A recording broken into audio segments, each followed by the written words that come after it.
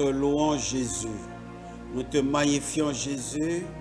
Nous te glorifions, Papa des cieux, pour ces précieux conseils, pour ces paroles, Papa, puissantes que tu libères sur nous au cours de ce mois. Et nous sommes là ce matin encore pour recevoir de toi, Père, que ton esprit descend et nous éclaire, que ton esprit nous dispose pour recevoir la semence, que ton esprit nous rend fort pour l'appliquer, que ton esprit nous permet de nous réjouir des effets, des fruits de cette parole dans le nom de Jésus. Éclaire-nous, Papa des cieux. Merci pour ta présence. Merci pour notre présence. Honneur, gloire, magnificence à toi, au nom puissant de Jésus-Christ. Amen. Nous vous bénissons de la part du Seigneur, frères et sœurs dans le Seigneur, pour avoir choisi de faire marche avec nous durant tout ce mois. Et ce mois, nous avions commencé par parler sur un thème intitulé « Atmosphère sacrée de la Pâque ». Atmosphère sacrée de la Pâque. Et nous voulons vous rappeler que à la première édition, nous avions parlé des dispositions à prendre. Nous avions vu que Jésus-Christ était troublé en lui-même. Son cœur était troublé en lui-même. Mais voilà celui qui console tout le monde, celui qui conseille tout le monde, celui qui nous dit en tout temps, en tout lieu, ne sois pas troublé, que vos cœurs ne se troublent pas, mais lui-même fut troublé en lui-même parce qu'il a un grand défi à relever. Et il a dominé le trouble là, il a dominé l'inquiétude en lui, il a dominé la force qui voulait l'amener à renoncer, à revenir sur sa décision, il a dominé. Et nous sommes venus à la deuxième édition où nous avions parlé de comment il s'est levé et puis il a lavé les pieds des disciples. Il s'est lui-même donné de l'eau, il a enlevé son manteau, il a mis sa ceinture et il a lavé les pieds de chaque disciple. Tellement c'était extraordinaire aux yeux de chacun d'eux que Pierre a dit non, je ne peux permettre cela. Parce que c'est l'esclave qui lave les pieds du maître. C'est le pauvre qui lave les pieds du riche. C'est le faible qui lave les pieds du fort. Mais comment tu fais l'inverse? Ce n'est pas ce qu'on a l'habitude de vivre ça. Mais il a dit à Pierre, tu ne comprends pas ce que je suis en train de faire. Il était en train de démontrer quelque chose. Et c'était sa manière de dominer l'orgueil. L'orgueil des forts, l'orgueil des riches ne leur permet toujours pas d'aller à la destination, de remporter leur victoire. Mais lui, il a dominé cela. Il a défié l'orgueil parce qu'il devait aller à la croix pour accomplir une œuvre historique, un événement interplanétaire. Alors, ce matin, nous voulons vous parler encore d'un autre événement qui a préparé l'atmosphère avant que Jésus n'aille à la croix.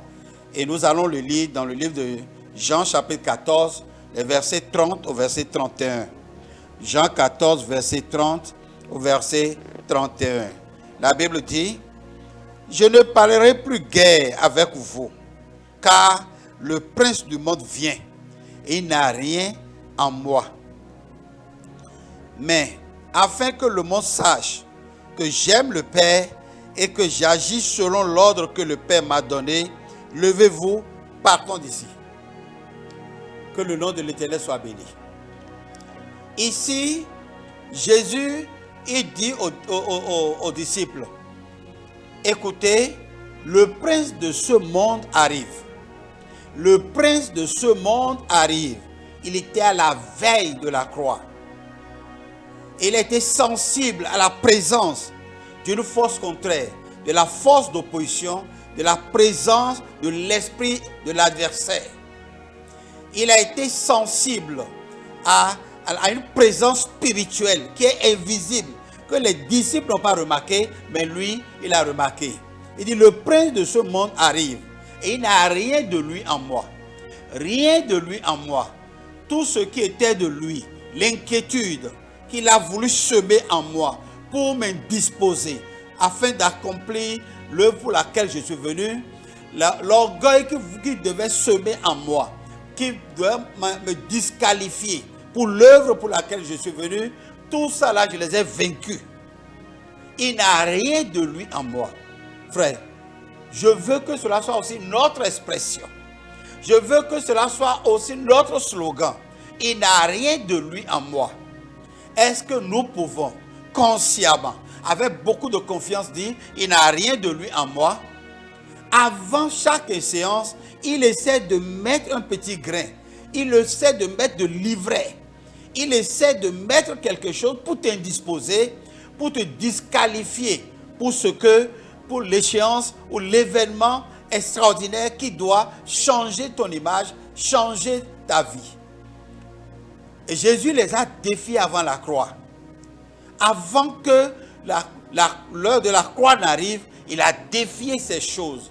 Et il pouvait dire, maintenant, rien de lui n'est en moi, il n'a rien à me réclamer, il n'a rien à me reprocher. On a vu quand même le sacrificateur Zacharie. Quand il s'est présenté dans un habit sale, il était disqualifié. Il n'était pas le seul. Il y a autant de personnes où l'ennemi s'empresse pour semer de l'ivraie dans le champ, afin de nous rendre impropres à la grâce, à la faveur qui nous attend. Mais Jésus les a défiés. Jésus a contrôlé tous ces petits temps afin de pouvoir maintenant savourer la grande victoire de la croix. La victoire de la croix n'a pas commencé à partir de la croix. Ça a commencé avant la croix. Et je prie pour que chacun de nous puisse s'approprier cette disposition, ces bonnes dispositions du Seigneur qui nous ont permis de remporter la grande victoire de la croix. Frères et sœurs dans le Seigneur, la Bible a été claire que ce combat a eu lieu avant la croix. Avant que Jésus n'aille à la croix, nous relisons notre passage dans Jean chapitre 14. Il dit, « Je ne parlerai plus guère avec vous, car le prince de ce monde vient, et il n'a rien à moi. » Il n'a rien à moi. Frères et sœurs dans le Seigneur, le prince est venu, le prince de ce monde est venu vers Jésus, et nous savons quand même qu'il est caractérisé par l'obscurité. Il est caractérisé par la nuit. Il est caractérisé toujours par le contraire de ce qu'est le Messie. Le Messie, il est l'étoile brillante du matin. Il est le soleil de midi. Alors, le prince de ce monde ne peut plus être le soleil de midi. Gloire au Seigneur Jésus-Christ.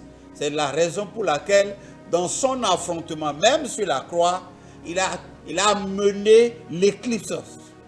Il y a eu une éclipse sur la terre le jour où Jésus-Christ accomplissait l'œuvre de la croix. Avant de dire tout est accompli, l'ennemi est revenu avec la quasi-totalité des forces contraires, des forces de supposition, des forces sataniques. Jamais dans l'histoire de l'humanité, l'histoire n'a jamais enregistré une éclipse de près de 3 heures. Mais Jésus était bien préparé pour ce combat-là.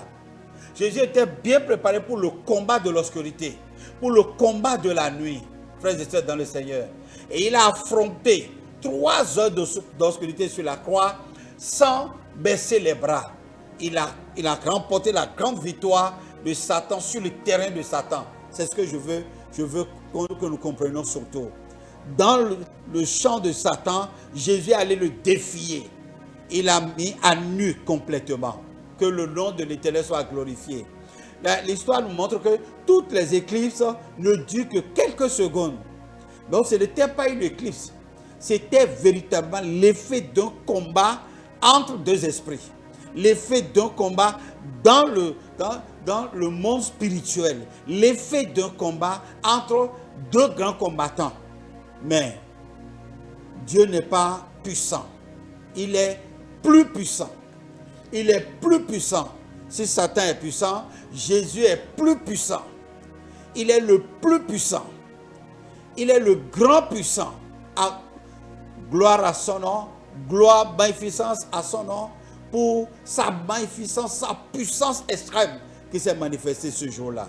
Je veux bénir l'Éternel Dieu des armées pour la vie de tous ceux-là qui comprennent véritablement l'issue de ce combat. Combat, Jésus a remporté cette grande victoire.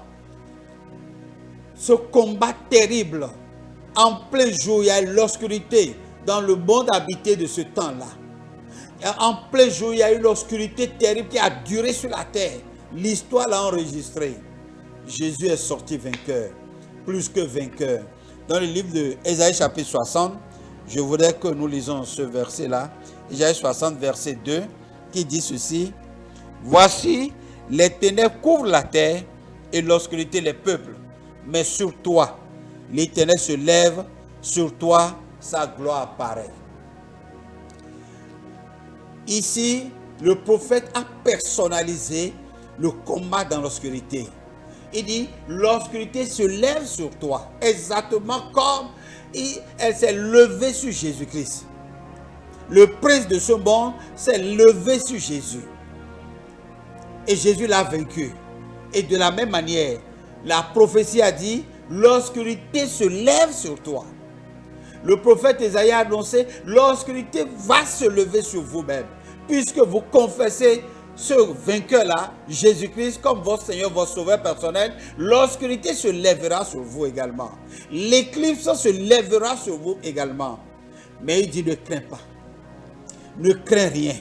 Alléluia. Ne crains pas. Les ténèbres couvrent la terre, l'obscurité les peuples, mais sur toi se lève.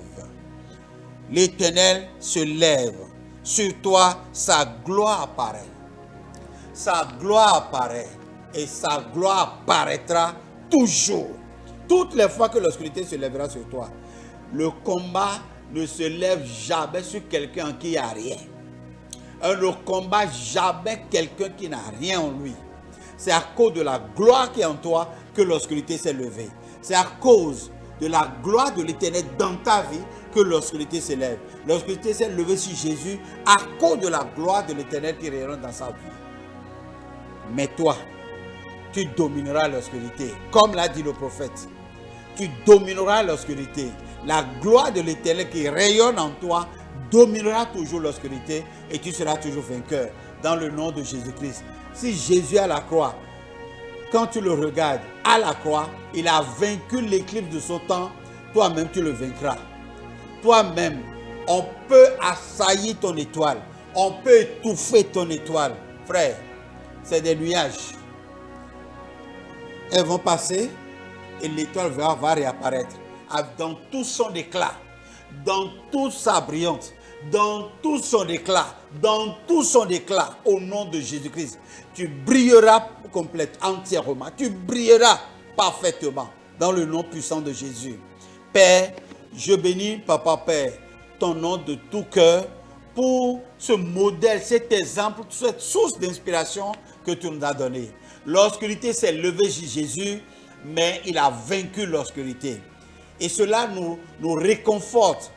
Cela nous réconforte à plusieurs titres et nous permet de déclarer que l'obscurité qui se lèvera sur nous, nous n'avons pas peur, nous ne sommes pas troublés, nous sommes préparés pour dominer l'obscurité, pour contrôler l'obscurité, pour faire passer l'obscurité. Celui qui traverse un tunnel sait que tout tunnel a un bout nécessairement. La lumière apparaîtra. Le soleil de la justice se lèvera. Au nom puissant de Jésus, l'Éternel se lèvera pour faire passer l'obscurité et la lumière de l'Éternel réapparaîtra sur nous. Je bénis l'Éternel, Père Tout-Puissant, je déclare, même si tu es au bon milieu de l'obscurité maintenant, la lumière de l'Éternel se lèvera sur toi. Crois en cela et cela va s'accomplir. Au nom de Jésus-Christ, Amen.